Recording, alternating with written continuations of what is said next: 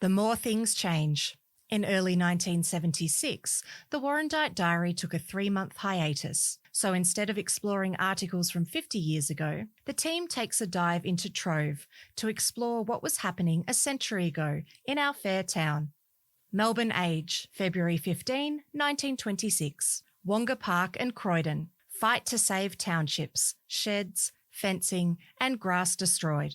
Revived by the boisterous northerly wind yesterday, a bushfire, which had been smouldering for some days in country north of Doncaster and Wonga Park in the direction of Kangaroo Ground, swept yesterday through country between Warrandyte and Doncaster upon Wonga Park and Croydon. Crossing the stream about noon, the fire travelled very rapidly, destroying several sheds and outbuildings of property, several hundreds of acres of grass, temporarily endangering a number of dwelling places, and giving hundreds of firefighters a strenuous day's work. During the evening, the fire approached very close to the northeastern end of Croydon Township, from which many firefighters had proceeded to assist those from Wonga Park, but later on the flames were diverted. Wonga Park, a township of about 40 residents, was surrounded early in the evening, the fire skirting along the Warrandyte Road. Flames could be seen last night from all sides at Wonga Park. Croydon was covered by a pall of smoke, and the flames in the valley at the east of the town could be seen a short distance east of the railway station. It was feared that some stock had been lost in the vicinity of Wonga Park. Sweeping through Brushy Park, which comprises about 800 acres of land, the blaze travelled along the valley by the creek.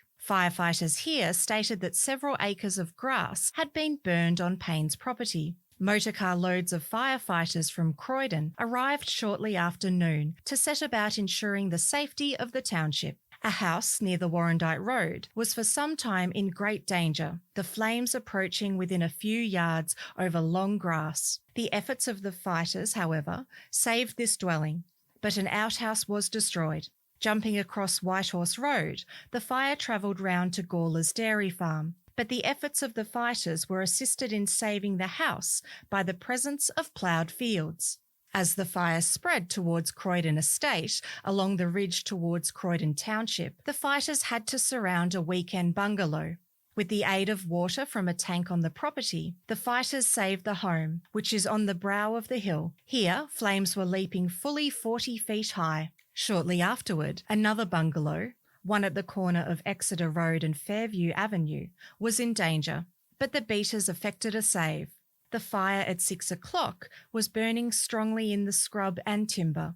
As darkness arrived, flame could be seen making for the hills just outside the northeast corner of Croydon Township.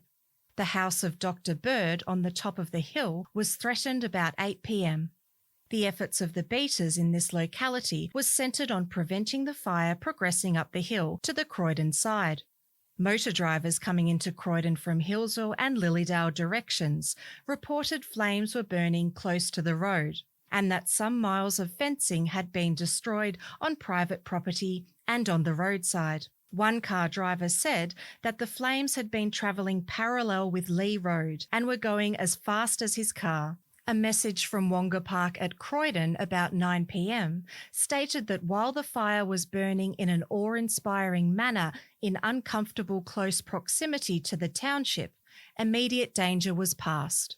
The firefighters, however, had had a very strenuous time, and continued efforts would be necessary to ensure safety. A number of houses on the outskirts had been saved only after a stern fight. Several buildings and sheds had been destroyed. This story was read by Rebecca Rose.